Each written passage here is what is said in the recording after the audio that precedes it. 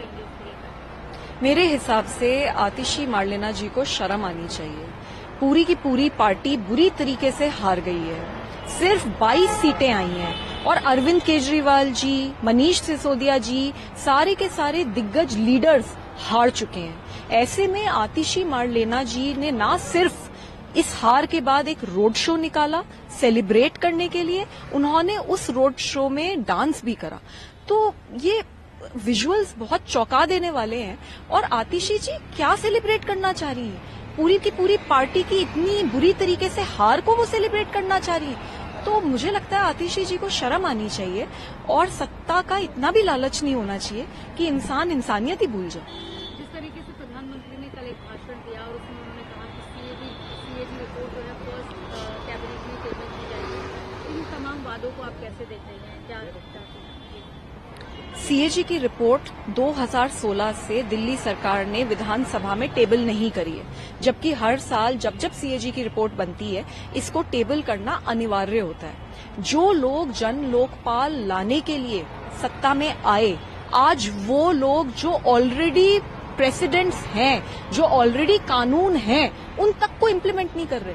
2016 से अगर सीएजी की रिपोर्ट विधानसभा में डाली नहीं है तो सरकार की अकाउंटेबिलिटी कैसे फिक्स होगी? कौन जवाबदेही तय करेगा सरकार की? कितनी शर्म की बात है। तो सीएजी की रिपोर्ट बिल्कुल तुरंत विधानसभा में टेबल होनी चाहिए और उसके ऊपर सख्त से सख्त, कड़ी से कड़ी कार्यवाही होनी चाहिए। आम आदमी पार्टी की इस हार को आप कैसे देखते हैं? कौन से मुद्दे हैं, क्योंकि 62 से सीधा 22 तो कौन कौन से मुद्दे हैं जिस पर आपको लगता है कि पार्टी को हार का सामना करना पड़ा?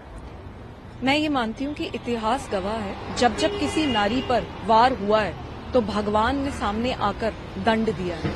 तो ऐसा तो हुआ ही है। लोगों के अंदर बहुत गुस्सा है, जो मेरे साथ हुआ उसको लेकर भी, और लोगों के अंदर एक बहुत पीस है, क्योंकि एक बहुत बड़े सपने के साथ हम लोगों ने वोट मांगी थी और आज वो सपना पूरी तरीके से चूर चूर हो गया। आप दिल्ली में कहीं पे भी चली जाइए, किसी भी इलाके में चले जाइए, सड़कें बुरी तरीके से टूटी पड़ी हैं, नालियां ओवरफ्लो कर रही हैं, कूड़ेदान बन गई है पूरी दिल्ली। अलग अलग जगहों पे कूड़ा पड़ा है, सड़कों पे कूड़ा पड़ा है, पानी गंदा, सड़ा हुआ, काला, बदबूदार लोगों के घरों में आ रहा है। यमुना नदी दूषित हो रखी है इतनी ज्यादा, और एयर पोल्यूशन की तो इतनी चरम सीमा है कि आपकी, मेरी और हम सबकी जिंदगी 12 साल घट चुकी है सिर्फ और सिर्फ दिल्ली सरकार की नाकामी की वजह से।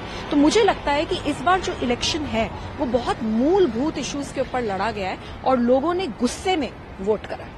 आप भी इस चुनाव के दौरान अलग अलग इलाकों में जा रही थी, वहाँ की समस्याएं दिखा रही थी, तो आपको लगता है वो भी एक कहीं न कहीं काम किया है आम आदमी पार्टी को हराने में, या जो मुद्दे रहे लोगों ने वोट नहीं दिया? मैं एक मेंबर ऑफ पार्लियामेंट हूं और मैं ये मानती हूं कि चाहे वो मेंबर ऑफ पार्लियामेंट हो, चाहे मेंबर ऑफ लेजिस्लेटिव असेंबली हो, चाहे वो काउंसिलर हो, जो भी पब्लिक रिप्रेजेंटेटिव है, उनकी जिम्मेदारी बनती है कि अपने एयर कंडीशन घरों और दफ्तरों से निकलकर उनको जनता के बीच में जाना चाहिए और जनता की समस्याओं को उजागर करके जनता की मदद करनी चाहिए। मैंने संविधान की शपथ ली है कि मैं दिल्ली के लोगों की सेवा करूंगी।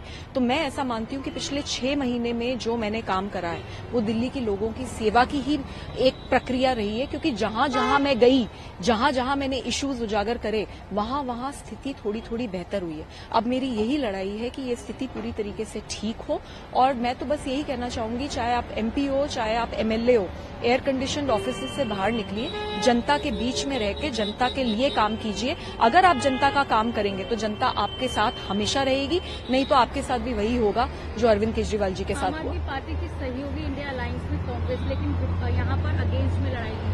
तो आपको लगता है कि वोट काटने का काम कांग्रेस ने किया है और इंडिया अलायंस का क्या फ्यूचर रह सकता है आपको? अरविंद केजरीवाल जी की जो पॉलिटिक्स है वो बड़ी पॉलिटिकल कन्वीनियंस की पॉलिटिक्स है, वो कोई विचारधारा की पॉलिटिक्स नहीं है। जब अरविंद केजरीवाल जी को कांग्रेस पे प्यार आता है तो वो साथ हो जाते हैं। जब अरविंद केजरीवाल जी को राहुल गांधी से खुंदक होती है, गुस्सा आता है, तो वो हम सब पे एक प्रेशर बनाते हैं कि राहुल गांधी के खिलाफ स्टेटमेंट्स दो और लड़ाई करो। मुझे एक बात बताइए कि अरविंद केजरीवाल जी ने हरियाणा में लड़ने का क्यों निर्णय लिया? हम सबको पता था कि जमानतें जब्त होंगी, फिर भी हम हरियाणा में जाकर लड़े सिर्फ और सिर्फ इसलिए क्योंकि कांग्रेस को सबक सिखाना था। और कांग्रेस, क्योंकि आम आदमी पार्टी ने लड़ाई लड़ी हरियाणा में, तो कांग्रेस वहां पे हार गई। अब कांग्रेस ने भी दिल्ली में वही करा। कांग्रेस दिल्ली में लड़ी और उसकी वजह से भी आम आदमी पार्टी को चोट पहुंची। तो मुझे समझ नहीं आता, अरविंद केजरीवाल जी जब खुद हरियाणा जाते हैं तब तो शेर हो जाते हैं, और जब कांग्रेस इधर आती है तो वो एक रोंदू बच्चे की तरह व्यवहार करते हैं। तो मुझे ऐसा लगता है कि बदले की भावना से राजनीति नहीं होनी चाहिए, राजनीति बहुत सोच समझ के एक विचारधारा के साथ होनी चाहिए। एक आखिरी सवाल, जो लोग ये कहते हैं कि आप आम आदमी पार्टी की सांसद हैं और उसी पर सवाल उठाती हैं, इसको लेकर क्या कहेंगे? आप पार्टी छोड़ नहीं देते, उनको क्या जवाब देंगे? मैं क्यों पार्टी छोड़ूं? मैंने क्या गलत करा है? अगर मेरे साथ मार पिटाई होगी तो मैं कंप्लेंट करूंगी और अपनी आवाज उठाऊंगी। अगर मैं देखूंगी कि लोग तड़प रहे हैं और एमएलए नहीं आ रहा और कोई काम नहीं हो रहा, तो मैं उनकी आवाज जरूर उठाऊंगी। मैं कोई एयर कंडीशन ऑफिस में बैठने वाली एमपी नहीं हूं, मैं जमीन पे हमेशा से काम करती आई हूं और करूंगी। और मेरी पार्टी कोई दो लोगों की जागीर नहीं है, अरविंद केजरीवाल जी की जागीर नहीं है। ये पार्टी मेरे भी खून और पसीने से बनी है। 2006 से लेके अब तक मैंने जमीन पे संघर्ष करा है और इसलिए मैं एमपी बनी हूं। तो मैं क्यों पार्टी छोड़ूं? जिसने पिटवाया है, जिसने गलत करा है, जिसने अत्याचार करा है और जिसने जनता के काम नहीं करे, उनको पार्टी छोड़नी चाहिए।